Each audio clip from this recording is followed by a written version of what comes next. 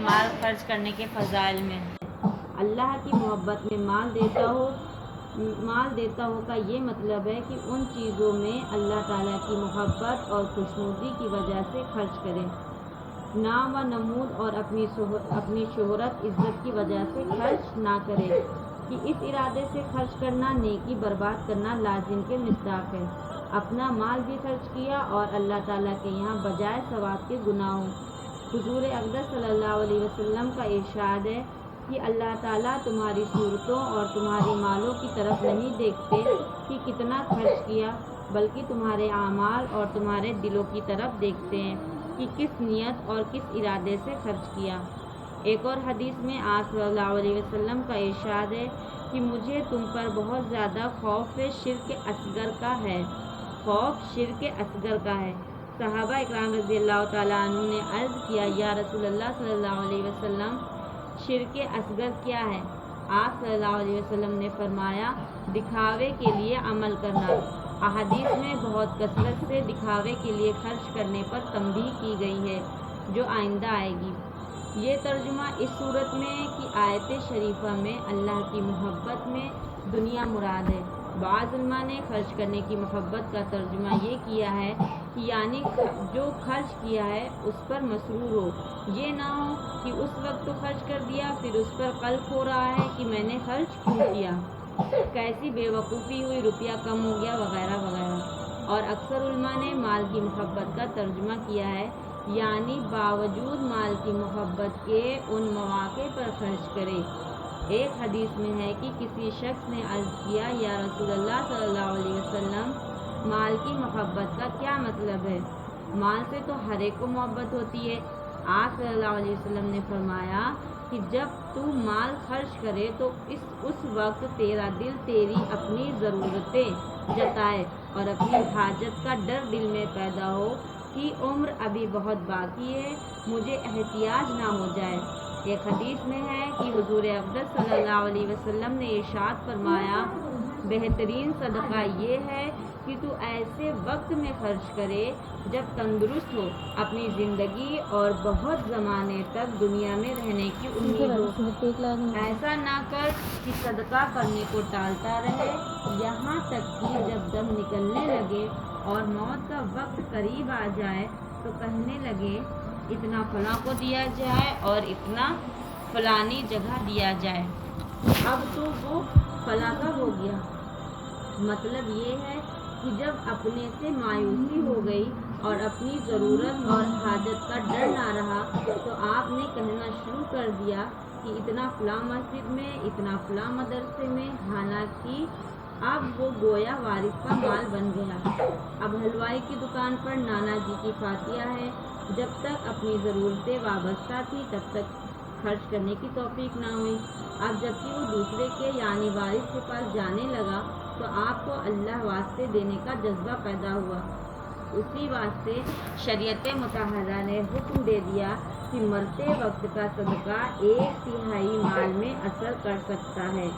اگر کوئی اس وقت سارا مال بھی صدقہ کر کے مر جائے تو وارثوں کی اجازت بغیر تہائی سے زیادہ میں اس کی وصیت معتبر نہ ہوگی۔ اس آیت شریفہ میں مال کو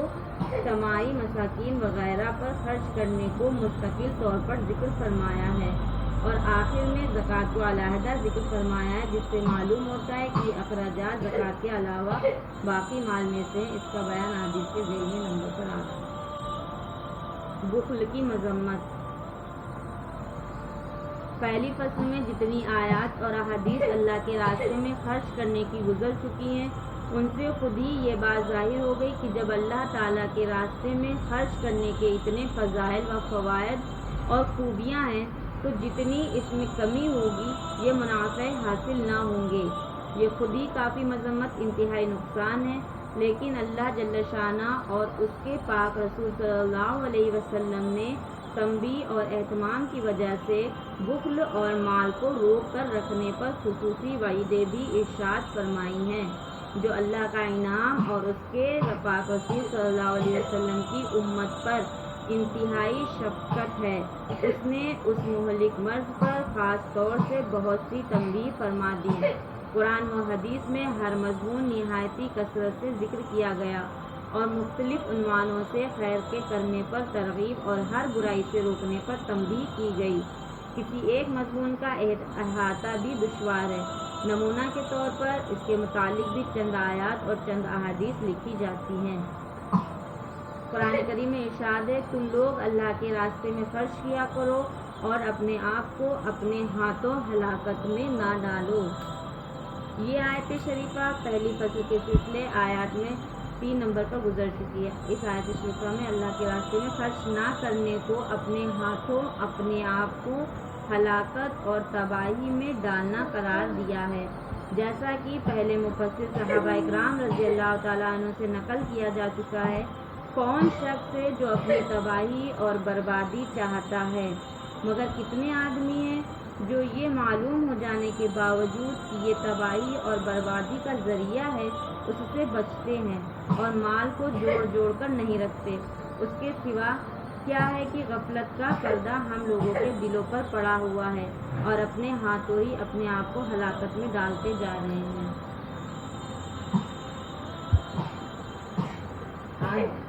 ہم لوگوں نے اللہ تعالیٰ کے راستے میں خرچ کرنے کی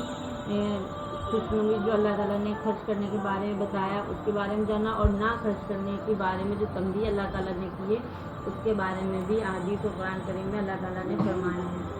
اللہ تعالیٰ کے راستے میں خرچ کرنا، اللہ تعالیٰ نے جو بھی ہمیں مال دیا ہے تو اس میں ہمارے لیے یہ چیز فرض ہے،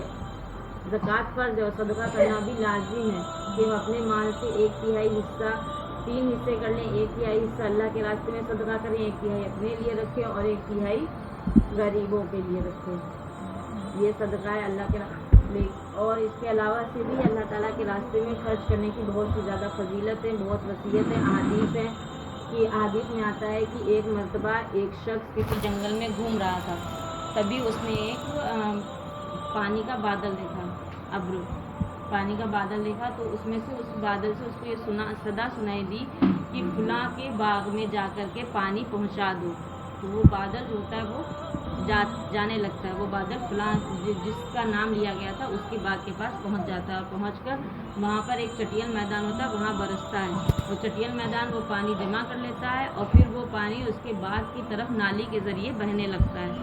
جب یہ شخص جو جنگل میں کھڑا تھا، جب یہ دیکھتا ہے کہ یہ پانی برس کر نالی کی طرف جانے لگا ہے تو یہ اس پانی کا پیچھا کرنے لگتا ہے کہ آخر یہ پانی جائے گا کہاں۔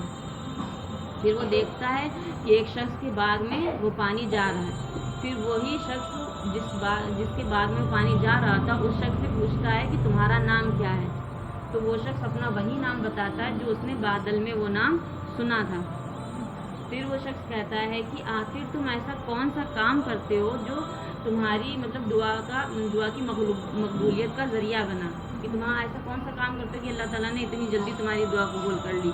تو کہتا ہے وہ شخص کہ ہم بتانا تو نہیں چاہتے ہیں، لیکن تم معلوم کرنا چاہ رہے ہو تو ہم تم کو بتا دیتے ہیں۔ ہم یہ کرتے ہیں کہ ہماری باغ میں جو فصل پیدا ہوتی ہے اس کا 1/3 حصہ اللہ کے راستے میں خرچ کر دیتے ہیں اور 1/3 حصہ اپنے اہل و عیال کے لیے رکھ لیتے ہیں اور 1/3 حصہ اپنے باغ پر صرف کر دیتے ہیں، یعنی اپنے باغ میں بھی لگاتے ہیں۔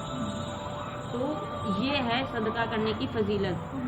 کہ اللہ تعالیٰ جو شخص بھی اللہ کے راستے میں اپنا مال اپنا پیسہ خرچ کرتا ہے تو اللہ تعالیٰ اس کو غیب کے ذریعے سے مدد کرتا ہے، اس کو یہ چیز پتہ بھی نہیں چلتی ہے کہ کہاں سے میرا کام ہو رہا ہے۔ اور ابھی ہم نے یہ چیز پڑھا کہ قرآن میں آپ صلی اللہ علیہ وسلم نے ارشاد فرمایا کہ تم اپنی جوانی اپنے ہوش و حواس میں جب تمہارے پاس مال ہو، جب تم کما رہے ہو اس وقت خرچ کرو، اس کا ثواب زیادہ ہے۔ ایسے نہیں یہ تمہارا مال خرچ کرنے کا کوئی مطلب ہی نہیں ہے، کیونکہ وہ مال تب وارث کا ہونے لگتا ہے۔ بھائی وہ تو تمہاری وصیت کا ٹائم ہے نا، اب وہ مال تمہارا رہا ہی نہیں، وہ تو تمہارے وارثین کا ہو گیا، جو تمہارے بیٹے ہیں جو بیٹیاں ہیں ان کا ہوا جو تمہیں، اب تم ان کی بغیر اجازت کے اس مال کو اگر تم صدقہ بھی کر دو تو وہ صرف 1/3 حصے کا ہی ثواب دے گا، یعنی جتنا اس پورے مال میں تمہارا حصہ ہوگا بس اتنا ہی تم کو ثواب ملے گا، بھلے ہی تم اپنا پورا مال دے دو۔ تو دینے کا کوئی فائدہ نہیں، اگر خرچ کرنا جس طرح اللہ تعالیٰ کو جوانی کی عبادت پسند ہے ویسے جوانی کا صدقہ بھی پسند ہے۔ اور صدقہ کرنے کے بعد حدیث میں بھی پڑھا کہ مسرور ہو یعنی خوش ہو۔ یہ اگر اللہ تعالیٰ وعدہ کرتا ہے کہ اگر تم 1 حصہ نکالو گے تم 70 سے زیادہ حصے دیں گے، اب باغ والے کو یہ خبر نہیں تھی، بلکہ وہ خود محنت سے پانی اپنے باغ میں لگا رہا ہوتا ہے، لیکن اللہ تعالیٰ ایک بادل بھیجتے ہیں چٹیل میدان میں اور پھر وہ پانی بہتا ہوا اس کے نالے میں چلا جاتا ہے۔ ایسے حضرت اکرمہ رضی اللہ تعالیٰ عنہ فرماتے ہیں کہ ایک مرتبہ ایک شہر میں بہت ظالم بادشاہ آ جاتا ہے۔ وہ یہ کہتا ہے کہ جو کوئی بھی غریب کو روٹی دے گا یا اس کی مدد کرے گا تو اس کے ہاتھ کٹوا دیے جائیں گے، اس کے دونوں ہاتھ کٹ جائیں گے اور اس کو شہر بدر کر دیا جائے گا، یعنی اس کو شہر سے نکال دیا جائے گا۔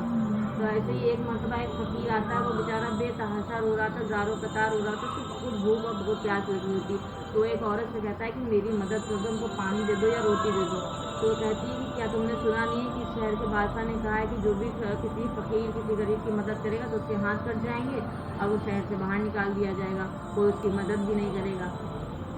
اور تم کیا چاہتے ہو کہ ہم اس مصیبت میں مبتلا ہوں؟ تو فقیر بہت روتا ہے، تو اس عورت سے اس کا رونا برداشت نہیں ہوتا ہے، تو اللہ کی رضا کے لیے اپنے گھر سے 2 روٹیاں لا کر کے اس فقیر کو دے دیتی ہیں اور کہتی جو کچھ بھی ہوگا دیکھا جائے گا، ہم اللہ تعالیٰ کی خوشنودی کے لیے تم کو روٹیاں دے رہے ہیں، تم کھا لو، کیونکہ وہ اتنا رو ہی رہا ہوتا ہے۔ کوئی بھی ہو، وہ ظالم بادشاہ کا وہ فکر نہیں کرتی کہ میرے ہاتھ کٹ جائیں گے، کچھ ہو جائے گا، وہ روٹیاں دے دیتی ہے۔ اور جب یہ بات ظالم بادشاہ کو پتہ چلتی ہے تو اس عورت کے دونوں ہاتھ کو کٹوا دیتا ہے، دونوں ہاتھ کٹوا کے اس کو شہر سے باہر کر دیتا ہے، اور اس کے پاس دودھ پیتا بچہ بھی ہوتا ہے، پھر بھی اس ظالم کو رحم نہیں آیا، وہ اس کو باہر کر دیتا ہے۔ وہ بیچاری بھوکی پیاسی جنگلوں میں گھوم رہی ہوتی ہے، اور یہ مرد کو کچھ تیز پیاس لگتی تو نہر دیکھتی، سوچتی نہر میں جا کے پانی پی لے، تو اپنے بچے کو لے کے آتی، نہر میں جھکتی ہے اور جھکتے ہی اس کا بچہ پانی میں گر جاتا ہے۔ اب وہ اتنا اس کا دل تڑپ اٹھتا ہے، وہ اتنا روتی، اتنا وہ کہتی ہے کہ مطلب میری پیاس نے میرے دل کے ٹکڑے کی خون کی پیاسی ہو گئی کہ اگر ہم پانی پینے کے لیے نہ دیتے تو شاید میرا بچہ نہ گرتا۔ اور بہت روتی بے تحاشا زارو قطار بس روتی ہی رہتی ہے، اللہ تعالیٰ سے دعا کرتی ہے۔ تو اس وقت نہر سے 2 بہت ہی خوبصورت نوجوان بہت ہی عمدہ لباس پہنے ہوئے ظاہر ہوتے ہیں، وہ اس سے کہتے ہیں کہ تم اتنا کیوں رو رہی ہو اور کوئی بھی تمہاری طرف شفقت کی نظر نہیں کر رہا، یعنی کوئی بھی تمہاری طرف محبت کی نظر نہیں کر رہا، نہ تمہاری کوئی مدد کر رہا، کیا ہے؟ تو عورت اپنا پورا حال سناتی ہے، سب کچھ بتاتی کہ میرے ساتھ کیا کیا ہوا ہے۔ تو اس میں سے ایک نوجوان جو ہوتا ہے تو وہ نہر میں چھلانگ لگاتا ہے اور اس کا بچہ صحیح سلامت لا کر اس کو دے دیتا ہے،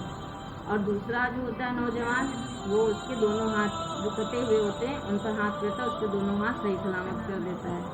پھر وہ دونوں نوجوان اس سے پوچھتے ہیں کہ کیا تم نے پہچانا کہ ہم کون ہیں؟ تو عورت کہتی کہ نہیں، ہم نے نہیں پہچانا۔ تو کہتے ہیں کہ ہم تمہاری وہی 2 روٹیاں ہیں جو تم نے اس فقیر کو دی تھی۔ اللہ اکبر، کتنی بڑی بات ہے، اللہ تعالیٰ نے کیسی مدد کی۔ تو اس حکایت سے ہم کو اس قصے سے یہی سمجھ میں آتا ہے کہ جب اللہ تعالیٰ نے اس عورت کی 2 روٹیوں کے بدلے میں اتنی بڑی مدد کی تو کیا ہم لوگ اس قابل نہیں ہیں کہ اللہ کے راستے میں خرچ کر سکیں؟ آج کل ہم لوگ کسی فقیر کسی غریب کو دینے میں ایک بار جھجکتے ہیں، چلو مان لیا آج کل کے لوگ ہیں جو نوٹنکی کرتے ہیں، نہیں کرتے نہیں، لیکن اللہ کی رضا کے لیے دے دو۔ صدقے کے بارے میں بہت سے واقعات ہیں، ایسے ہی حضرت عثمان رضی اللہ تعالیٰ عنہ کے زمانے میں ایک شخص ہوتا ہے، وہ بیچارہ خود غریب ہوتا ہے، وہ 25 درہم، عید کا وقت ہوتا ہے، 25 درہم کہیں نہ کہیں سے جمع کر کے وہ لے کے آتا ہے، تبھی اس کے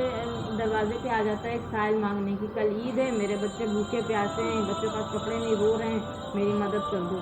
وہ خود ہی بیچارہ اپنے بچوں کے لیے 25 درہم جمع کر کے لایا تھا کہ اپنے بچوں کی عید کل کریں گے، لیکن پھر بھی اس میں وہ اللہ تعالیٰ کی رضا کے لیے خوشنودی کے 25 درہم دے دیتا ہے، اور وہ شخص بہت ہی زیادہ خوش ہو کے دعائیں دے کے چلا جاتا ہے، اور وہ ابھی اپنے دروازے سے پلٹا ہی نہیں تھا کہ تب تک ایک دوسرا شخص آتا ہے اور وہ کہتا ہے کہ یہ 25 دینار تمہارے ہیں، وہ درہم دیتا ہے، اس کے بدلے میں اللہ تعالیٰ اس کو دینار دیتے ہیں، یعنی سونے کی مہریں دیتے ہیں اس کو واپس۔ تو وہ کہتا ہے کہ یہ کس لیے ہیں؟ تو کہتا ہے کہ تمہارے والد صاحب تھے تو ہم ان کے غلام ہیں، اور ان کو ہم پریشان کر کے ہم چلے گئے تھے، بھاگ گئے تھے مطلب یہاں سے، اور اب اللہ تعالیٰ نے ان کو میرے دل میں ڈالا ہے تو ہم واپس آئیں، اور یہ تمہارے والد صاحب کے ہیں 25 دینار۔ تو شخص اس کو لے کے اتنا خوش ہوتا ہے اور اس غلام کو آزاد کر دیتا ہے، اور وہ غلام بھی اس کو دعائیں دیتے ہوئے چلا جاتا ہے۔ کتنی بڑی بات ہے۔ کہ 25 درہم وہ دیتا ہے، معمولی 25 سکے وہ صرف دیتا ہے، اور وہ ان کو واپس ملتے ہیں 25 دینار، یعنی کہ سونے کے سکے۔ قرآن کی آیتیں جانتے ہر جگہ اللہ تعالیٰ نے سورہ بقرہ سے لے کے آخر تک یہی فرمایا کہ جو لوگ ایمان لائے، میری کتاب جو نازل ہوئی اور جو پچھلی کتابیں نازل ہوئی، جو یقین کرتے ہیں آخرت کا، اور جو مال ہم نے دیا اس میں سے خرچ کرتے ہیں، جو مال ہم نے دیا اس میں سے خرچ کرتے ہیں، اس کا تو بیان ایک الگ ہے قرآن میں۔ اور زکوٰۃ کے لیے الگ سے کہا گیا ہے کہ زکوٰۃ دینا تو فرض ہے، وہ تو ستون ہے۔ تو ایسی 5 بنیادیں ہماری بھی، اس میں سے ایک بھی مل جائے گی تو بیکار ہے۔ زکوٰۃ کا حکم تو الگ ہے، لیکن مال خرچ کرنے کا حکم الگ ہے کہ جو مال اللہ تعالیٰ ہمیں دیتا ہے اس میں سے کم 1/3 حصہ تو نکالنا ہی چاہیے، غریب کے لیے اور اللہ کے راستے میں خرچ کرنے کے لیے۔ کچھ ہی اعمال ہیں جو مرنے کے بعد کام آئیں گے، ہماری نیک صالح اولاد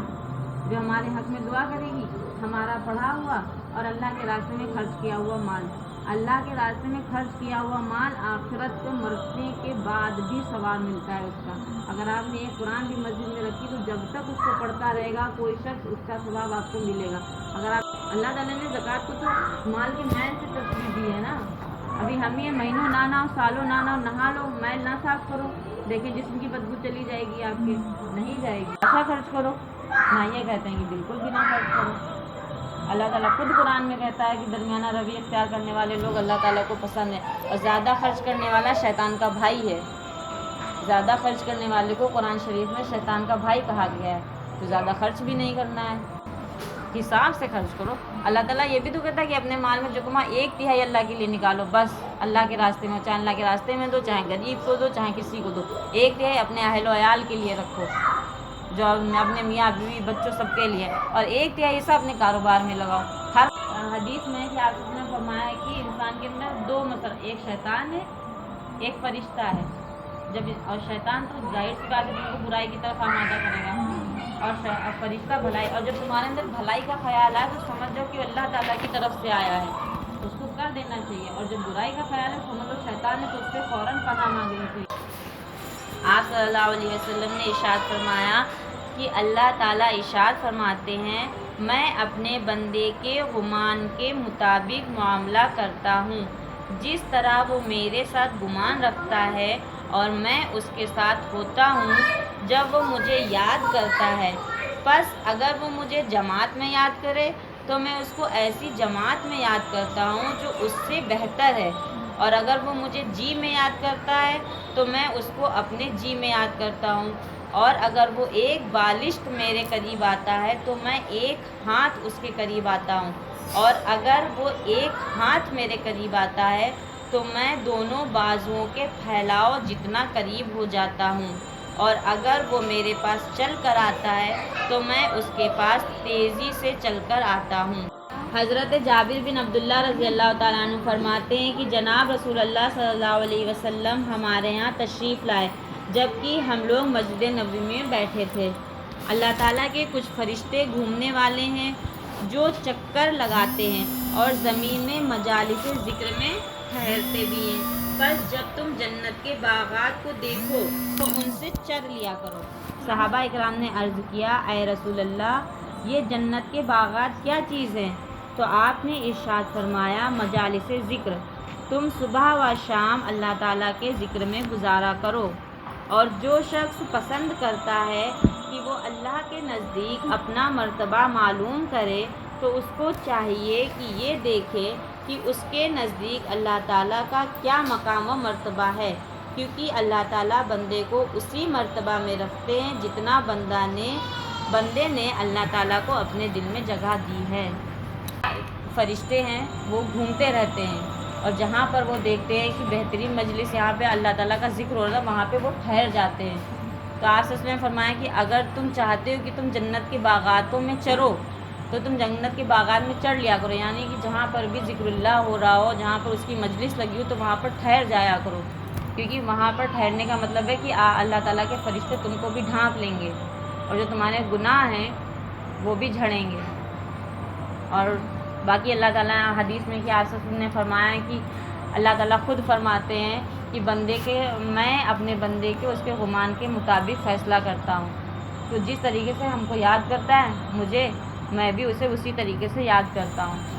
اگر وہ مجھے کسی مجلس میں یاد کرتا ہے تو میں اس سے بہتر مجلس میں یعنی فرشتوں کی مجلس میں یاد کرتا ہوں.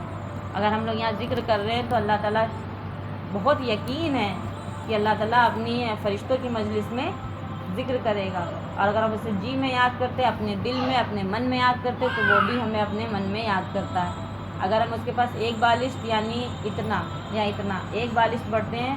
تو اللہ تعالیٰ 2 بالشت اس سے زیادہ ہماری طرف آتا ہے. اگر ہم ایک ہاتھ اس کی طرف جاتے ہیں تو وہ 2 ہاتھ اس سے کہیں زیادہ آتا ہے ہماری طرف. اگر ہم چل کے جاتے ہیں تو وہ دوڑ کے تیزی سے چل کے آتا ہے. سوچو اللہ تعالیٰ کی رحمت کتنی بڑی، وہ بس وہ اسی انتظار میں بیٹھا رہتا ہے کہ کب میرا بندہ مجھے پکارے اور میں لبیک کہوں کہ ہاں میں حاضر ہوں. اسی طریقے سے بہت گنہگار لوگ ہوتے ہیں بہت کہ اللہ تعالیٰ نہیں معاف کر رہا ہے، وہ روزانہ دعا کرتے کہ اللہ تعالیٰ معاف کر دے، تو اللہ تعالیٰ کبھی غصہ ہو جاتے نہیں معاف کریں گے، نہیں سنیں گے. لیکن پھر بھی وہ جب ضد کرتا ہے ایک ضدی کی طرح، جیسے ایک بچہ ہے جب اپنی ماں سے ضد کرنے لگے کہ نہیں مجھے یہ چیز چاہیے یہ چیز چاہیے، تو ماں کتنی مرتبہ کہے گی کہ نہیں دیں گے نہیں دیں گے، تیسری چوتھی مرتبہ ہم دے ہی دے گی کہ لو تم جاؤ. تو اسی طریقے سے اللہ تعالیٰ جب ہم اللہ تعالیٰ سے دعا کرتے ہیں کہ اللہ تعالیٰ ہمارے گناہوں کو معاف کر دو، معاف کر دو، 1 نہیں 2 نہیں 3 نہیں 4 بار، تو اللہ تعالیٰ اپنے فرشتوں سے کہتا ہے کہ گواہ رہنا کہ میرے بندے نے ضد کی ہے میرے سامنے، معافی مانگی ہے تو میں اس کو معاف کر دوں گا. سبزی میں ہی نمک نہ ڈالو، سبزی بن جائے گی سوادشٹ، کتنے مسالے ڈال دو صرف نمک نہ ڈالو. تو ہمارا ذکر اللہ ہے، ہمارے اذکار ہیں، ہمارے اعمال ہیں، وہی ہم زندگی کتنی بھی بہتر گزار لیں، اگر ہمارے اعمال نہیں بہتر ہیں تو سب بیکار ہے، کچھ بھی کر لیں. اللہ تعالیٰ اعمال دیکھے گا، لیکن دنیا میں ہم لوگ کیا دیکھتے ہیں؟ زبان کہ انسان اخلاق کا کتنا اچھا ہے. ابھی آپ کہیں کتنی بھی زیب و زینت اختیار کر لو، مجلس میں جاؤ کہیں، اگر آپ بہتر طریقے سے بولتے نہیں ہو کوئی آپ کے پاس نہیں آئے گا. حدیث میں کہ جس نے بھی کلمہ پڑھا وہ اپنی سزا بھگتنے کے بعد جنت میں جائے گا ضرور، یقینی ہے یہ بات. لیکن تم یہ سوچو اس میں کتنی رسوائی ہوگی، ایک دن 500 سال کے برابر ہوگا جہنم کا. اور ہم لوگ سزا بھگتنے کے بعد جب جنت جائیں گے تو ہم لوگ کا چہرہ کالک ہوگا، تو جنتی دیکھ کے ہنسیں گے کہ یہ دیکھو سزا بھگت کے آئے ہیں. تو کیا وہ رسوائی نہیں ہوگی ہماری؟ تب ہم لوگوں کو اس میں حوض کوثر میں ہم لوگ کو غسل دیا جائے گا، صاف ستھرا کیا جائے گا، تب ہم لوگ جنت میں داخل ہوں گے. تو کیا وہ رسوائی نہیں ہے؟ یہاں تو ہم لوگ تھوڑی تھوڑی چیز کی رسوائی سے ڈرتے ہیں. بھائی رزلٹ اچھا نہیں آیا اگر تو بتانے سے ڈرتے ہیں. تو ہم لوگ چھوٹی چھوٹی چیزوں پہ غور فکر کریں، پھر انشاءاللہ اللہ تعالیٰ اگر چاہے گا تو آگے بھی انشاءاللہ اللہ تعالیٰ عمل کرنے کی توفیق ضرور دے گا. مجلس میں جب ہم لوگ بیٹھتے اللہ کا ذکر کرتے تو اس وقت کتنے فرشتے ہم لوگ کو اپنی رحمت کے پروں سے ڈھانپے، یہ کہ اگر اللہ تعالیٰ دکھا دے تو شاید ہم لوگ صبح سے شام یہیں بیٹھے رہیں، اٹھے ہی نہ. کتنے باغات، کیا پتہ اللہ تعالیٰ ہمارے لیے جنت میں کوئی پیڑ کوئی مقام کچھ نہ کچھ تو لگا ہی رہا ہوگا. لیکن یہ بھی تبھی ہوگا جب ہمارا دل خالص ہوگا. اللہ تعالیٰ تمہارے مال تمہاری صورت کسی کو نہیں دیکھتا، صرف دیکھتا ہے تو تمہاری نیت. ہر ایک چیز کا دار و مدار نیت پر موقوف ہے. چاہے آپ صدقہ کرو، چاہے نماز پڑھو، چاہے روزہ رکھو، چاہے زکوٰۃ کرو، چاہے حج کرو، کچھ بھی کرو، حتیٰ کہ پانی پیو یا کسی غریب کو دو، اگر تمہاری نیت خالص نہیں ہے تو سب بیکار ہے. اگر کوئی مال ہے کوئی خرچ کرتا ہے، ہمارے پاس مال نہیں ہے لیکن ہم نے یہ نیت رکھی اپنے دل میں، یہ سوچا کہ اللہ تعالیٰ اگر میرے پاس مال ہوتا تو ہم فلاں کی طرح ہم بھی خرچ کرتے، تو اللہ تعالیٰ اتنا رحیم و کریم ہے کہ اس کے برابر تم کو ثواب دے دے گا. لیکن اگر یہی نیت نہ ہو تو ثواب نہیں ملے گا. اللہ تعالیٰ سے بس یہی دعا ہے کہ اللہ تعالیٰ کہنے سننے سے زیادہ عمل کرنے کی توفیق عطا فرمائے ہم سب کے اندر.